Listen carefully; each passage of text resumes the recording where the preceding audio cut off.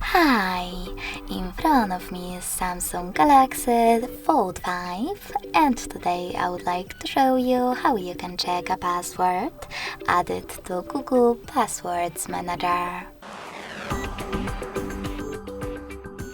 Begin by opening Devices Settings and scrolling down to access Google section. Then scroll down again. Click on Autofill, Autofill with Google, and Google Password Manager. Now to check one of your passwords, click on the added one. I will go with my Facebook one. Then input your current login method and click on this eye next to your password to make it visible.